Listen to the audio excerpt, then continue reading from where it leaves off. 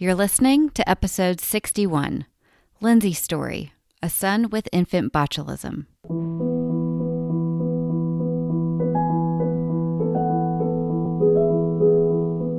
Hi, and welcome to the Child Life On Call podcast. When your child is sick, the whole world seems to stop in its tracks. Plans and priorities change, and your number one job becomes figuring out how to get your child well again. For some of us, rest, medications, and relaxation can do the trick. But for others, it takes more. It takes countless doctor appointments, invasive medical testing, therapy, surgeries, the list goes on, and then you still may not have all of the answers or results you were hoping for. This podcast features parents of children that have an illness or medical condition and gives them a place to share their own journeys and experiences. We will talk about the ups and the downs, the highs and the lows, but one thing seems to remain the same. Children are resilient and teach us more about ourselves and the world than we could ever imagine. Thank you so much for lending a listening ear and opening up your heart to these families and this podcast. I'm your host, Katie Taylor. Unless you've been in the hospital and experienced having to stay in there for a long time, which we were only in there 2 weeks, but it felt like forever. It kind of makes you think in a different way and gain kind of some new eyes into how fortunate you are for your kids' health when they're healthy. Hello, my friends. I am so happy that you are here today. And the little clip you just heard was Lindsey, who's going to talk with us a bit about what she and her fourth child, Memphis, went through when he was just an infant. I actually did not know much, if anything, about infant botulism, other than the risk of bacteria from honey, when your kiddos are less than a year old, pediatricians tell you to stay away from it.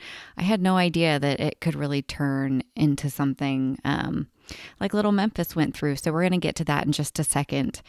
I am so glad that you guys are here. I'm honored to tell you we have over 70,000 downloads of this podcast. And what that means to me is that parents are being heard about their total experience, their perspective of what happens, what works and doesn't work, what recommendations and resources they can give to other parents. And I just love it so much, especially as a professional in the hospital. I can, look at a parent and say, hey, I actually have a story that I think might resonate with you, and you can listen on this podcast. It's called Child Life On Call.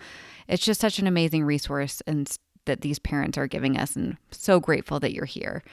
So my good friend Annie, who is a certified child life specialist living in Washington State right now, does this interview with Lindsey, and I'm just so ready for you to hear it. We have four children. My oldest is 9, Capri, and then we have Sunday, she's 7, and then we have Jackson, who's 5, and then Memphis, he is 10 months now. We live in Vandenberg Village, California, which is outside. It's about a half an hour outside of Santa Barbara. Leading up to kind of the time that y'all found out about what was going on with Memphis, tell us a little bit about that, how old he was, and things like that. So Memphis was 6 months at the time that we found out about the infant botulism. It started out like a normal, I thought it was a virus. He started just acting not right. He wasn't nursing at all, which was a big red flag to me. But I thought it was strange because he never had a fever. I was like, this is just a weird virus, because he was lazy and lethargic. And I actually thought he had a sore throat at first because he didn't want to nurse, and he was kind of acted like his throat hurt. So yeah, that's when I took him to the doctors, and they also thought it was a virus. 24 hours passed, and he was just going downhill more and more. And then I actually ended up going to the doctors again, the urgent care.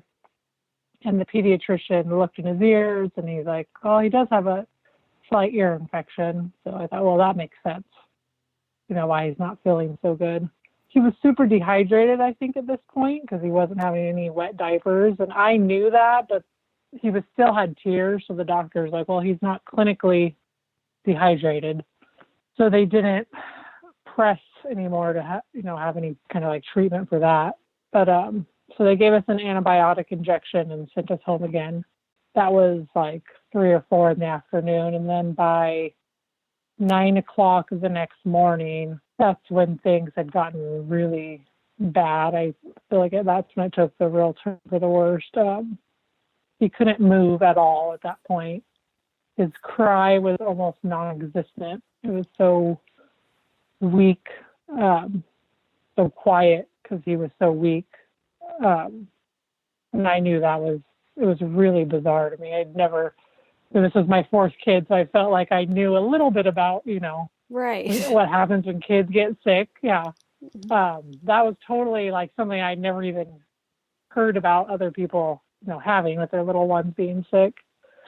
And I just remember looking at him he was laying on my bed, and I was texting my husband, and I'm like, I don't know if I should, call the doctor and go back to urgent care, or if I should just take him to the hospital at this point, because we had been to urgent care twice. So I'm like, there has to be something more here. I wasn't comfortable just taking that, it's a virus for an answer again. But I remember him laying on the pillow on my bed, and like, he just looked like there was nothing, like he helpless. Mm-hmm. I don't know how to explain it other than like, there's nothing like in his mind. I don't know. It was a really weird sensation. It was very, very scary. He couldn't move his arms, his legs, he couldn't move his head. All I could see was tears rolling down.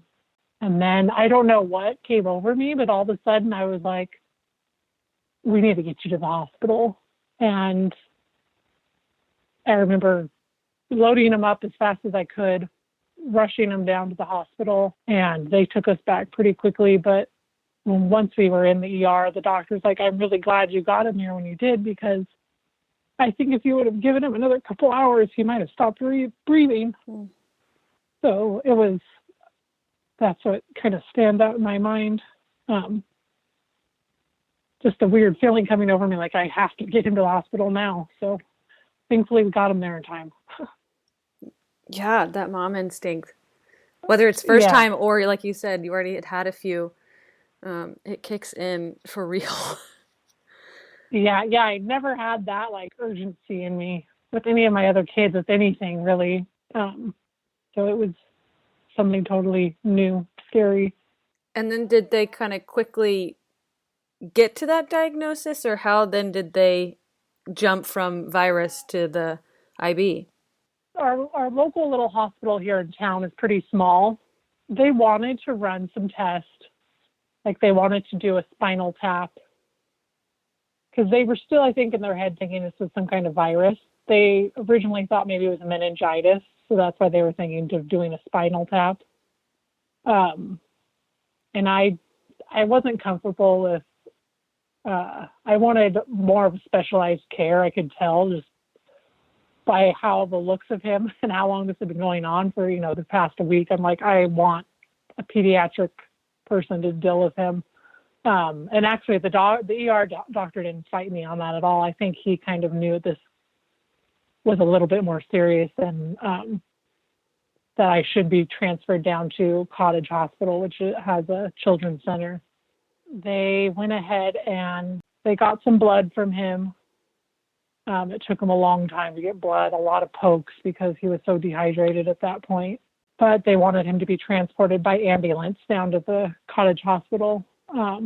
So we had to wait for those blood tests to get back to make sure that he didn't have anything that would expose the other patients, epidemic type illness. They wanted to know what kind of illness he had, kind of, if he needed to be quarantined or whatever. Mm-hmm. Trying to think of how. No, that makes sense. Yes. That. But, yeah. So we had to wait for those blood tests to get back, and which didn't take long, actually. I think they knew there was an urgency to get him down there. So they transported us by ambulance down to Cottage Children's Center. I'd say within 2 hours by the time we got there, luckily the doctor was familiar with this diagnosis, and she caught it, which is With infant botulism, that's really, really rare to have a doctor know what this is because it is so rare. There's other patients in other cities that it's not known, and sometimes it takes them days to figure out what it is. And then by that point, the babies are on like breathing machines and stuff because they just keep getting worse and worse. But we're actually in Santa Barbara County, we are a hot spot of infant botulism. So they see 6 to 7 cases, the doctor said, a year. So they ordered the Baby Big, which is the infant botulism immunoglobulin, which is the treatment for it. And that was driven up that day. I think we ended up getting it around 10 o'clock at night. They started the transfusion of that. But we were just so lucky that they knew what it was, and we didn't have to wait for diagnosis. The treatment was started so fast that it really set him up to get better that much quicker.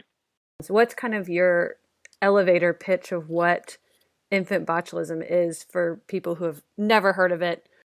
So what I usually tell people when they ask what it is, I guess a lot of people instantly think it's botulism, like, something you get from like tuna, because you usually hear, I don't know, botulism, or some kind of stomach illness, but infant botulism is something totally different. It's actually the reason that infants aren't allowed to have honey under a year is because the botulism spore can be in honey, which I never knew, but that's just common knowledge, not to give an infant honey, but that's the reason behind it. But the botulism spore is in the ground and in the dirt, and it can become airborne. And some infants are more prone to, I guess, reacting to it. It shuts down their stomach, basically. Like a lot of infants can't poop afterwards. It basically paralyzes them to where they can't move. And then that's usually by the time it's caught, that's why a lot of infants go into respiratory failure because they don't catch it until it affects their breathing, and then they're put on a breathing machine. There's usually around 110 cases in the whole country a year.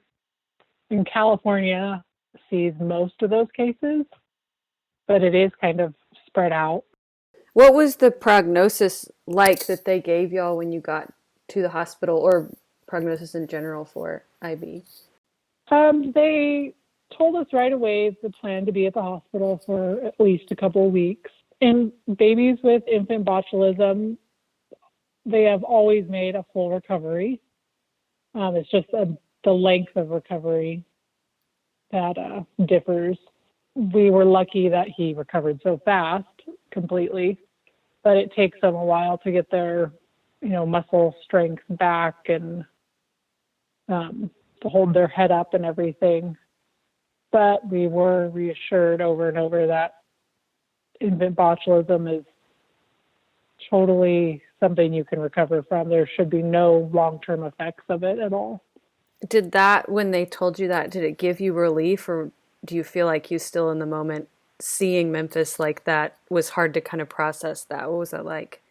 It gave me relief, but it also, I don't know, I guess in the back of my mom, your mom brain, you think, well, do we really know that for sure? But it's always in the back of my mind, I guess.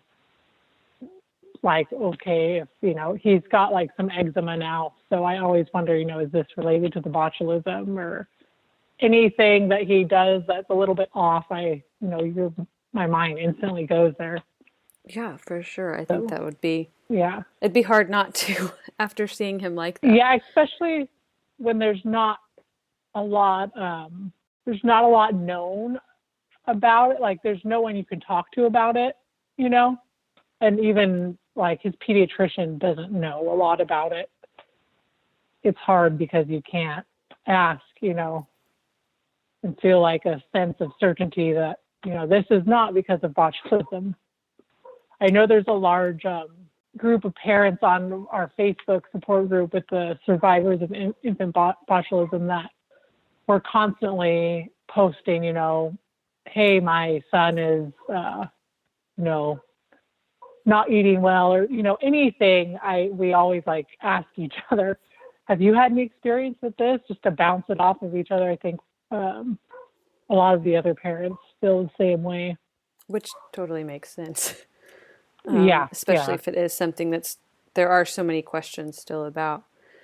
I wonder, kind of like going back to that time when they said, okay, you're going to be here a few weeks. As a mom of 4, and I assume, everybody was still at home, what was that like for you to still be, coming out of postpartum? I know you said you were still breastfeeding, so you had to stay. Kind of how did that work for y'all as a family? It was really hard on my husband, especially because I couldn't leave the hospital. I was pumping full time to have enough milk to tube feed Memphis. It was hard on my husband having to stay back, and I think mentally be taking care of our kids, our other kids at home, and still be worried about Memphis. Luckily, we have my husband's parents live in town with us, so they were able to help out a lot. But it was really mentally exhausting, especially not knowing any kind of time frame of, you're going to stay X amount of time, and just having to be patient and wait to see how slow or fast his recovery was going to go. I know being able to pump enough milk for Memphis was really exhausting for me because I wasn't able to keep up. And he had to have some formula through the tube. He was being tube fed, which kind of, I don't know, it made me sad, but it is what it is at that point. I wish I would have had like an emergency supply of milk looking back. I guess that's what I tell other moms now. Sometimes, like, it's good to have some kind of emergency stock of frozen breast milk, just, I don't know, for any kind of case, emergency situation. But yeah, it was really hard on our kids also because they weren't allowed in the hospital with Memphis to see him because he was on the precautions, because he did test positive for rhinovirus, which, it's like a cold virus. And how long did y'all end up staying in the hospital? We were there for 2 weeks. 2 weeks exactly. He was discharged the day before Halloween. Was he, pretty active, and it was just kind of getting his strength back up, or what was that like at home? He still had to get his strength back up. He didn't have the stamina like he did. He got tired a lot easier. Nursing was still, because babies with infant botulism, feeding is kind of the last part of their recovery to fix itself, to build up that stamina to nurse and suck long enough to keep their weight up. And actually, when we got home, we had to do some weight checks because he was dropping weight. And the main reason is because he would fall asleep when he was nursing, and just because he was, recovering still. So that takes a lot of energy feeding. So that was scary. The first few weeks out was, wondering if he was going to keep his weight up. That was stressful. Oh, I'm sure as you're watching, his every move and did he do any, or did y'all have to do any like therapies or anything once you got home, or were you kind of, once you got home, you were kind of on your own? We had no follow-up therapy. Although other babies with infant botulism, a lot of them do see like a speech therapist for feeding. Physical therapy, we finished up in the hospital, and they said that they were confident that he would just keep progressing, recovering, which he did. Do you feel like there's a point that you felt like you can kind of breathe and you're back in a rhythm? Yeah, he's doing really well. I don't feel like I guess that we're very lucky that way, and that's luckily the treatment that they have for infant botulism now, the recovery is so much faster. But he hasn't like missed any milestones or anything. I guess there's just a little bit of like, I don't know. I think about other babies getting it now.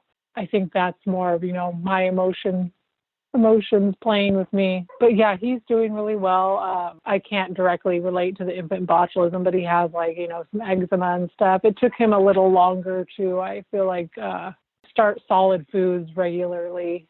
That's taken him a little bit more time, which is normal with the botulism. But other than that, I feel really blessed that he's been able to live normally. I feel like it's kind of getting in the past now. But anything that goes, any kind of like he's had a cold, the last couple of weeks, it's, cold and flu season. So we've had some colds in our house, and he caught a cold that, sent me and my husband into kind of, a worry state of, is he okay? Keeping an extra close eye on him. We don't want him to get a virus, His immune system doesn't seem to be as strong as like my other kids, and that's pretty normal with botulism babies, that they can have a little bit of a slower immune system. And I wonder, you mentioned even like telling moms to have an extra, milk supply, and then that your kind of heart is now for other babies. What are things that you feel like you talk to moms about more now, or, friends that have babies? What are kind of your hot topics you feel like are really important that you want to spread now that you've gone through this experience? I think obviously the botulism awareness. I don't think a lot of people know at all what infant botulism is. The honey, the botulism being in honey, and they're not giving it to any infants under age 1. I've just noticed after being on Facebook and kind of, the mom community, that especially with a lot of the natural remedies now of, give honey for a sore throat, or like elderberry syrup. A lot of elderberry syrup recipes online have honey in them. So I'm always preaching to moms, it's not just for, I guess it's not just being overly cautious with the honey, keeping them off honey for the first year. It's a real issue, and it could really, be a bad thing. Especially if there are families that have multiple kids, and so they're used to, whether it's the elderberry or things, not thinking about it with the younger ones. Yeah, the elderberry especially is a big one right now because that's so popular. But I've ran into like a couple of moms on Facebook that are like, oh, well, I give my baby honey. It's just being overcautious if you do it past like eight months. And I immediately stepped in and said, hey, no, it's not. This is a real warning. There's a real reason behind it. And then also moms in California, I guess. I guess the whole West Coast, because it's affected a lot of moms in Washington. Also, is the botulism in the spore in the dirt. And I think just knowing the signs, because it can go just like it did with us, thinking it's a virus and kind of waiting it out and seeing if it gets better, and going with that mom instinct to, get them help when they need it, and not taking just it's a virus for an answer. Does it typically kind of show, like it did for Memphis, as a virus, and then virus gets worse, and then they, eventually get to that paralysis? Or are there other things now looking back that were, symptoms or whatever, like you said, having people know the signs? I think the biggest symptom that I've noticed a lot of other infant botulism parents had said that their little one had was the weak cry, and the not feeding well is usually the first symptom, which was his first symptom. I feel like as a parent, when you have a newborn, you are so in tune with those cries. But the decreased, feeding, the not wanting to nurse, I think, is something you could very easily mistake for it just being a virus. Oh, yes, absolutely. You've mentioned a lot, I mean, about the Facebook groups or support groups of parents. Is that kind of the main resources and things that have helped you during his diagnosis and since? Or were there other resources that were helpful for you and could be for other families? The Infant Botulism Research and Prevention, I think I'm saying it right, program, the CDC, their program for infant botulism was actually really great with us. They kept in contact when we came home. They kept in contact when we were in the hospital. The doctor there, I actually called and cried on her shoulder a few times and asked a ton of questions quite a few times also. That was a huge help because knowing that it was someone so knowledgeable in that specific, area, that was a relief for me because coming home, I didn't feel very comfortable with just my, normal pediatrician's, I guess, advice because I felt like it was such a specialized area of care that it always made me second guess what he was saying. Hearing the botulism doctor reassure me on everything was a huge help. And actually other parents from the Facebook group that was there for botulism parents, Botulism Prevention and Research Program actually referred me to that Facebook group. And they actually send you a letter when your diagnosis is confirmed, and they give you a name to two other families that have gone through the botulism as well, and they give you their email and phone number, and you can connect with them. So they were a lot of support.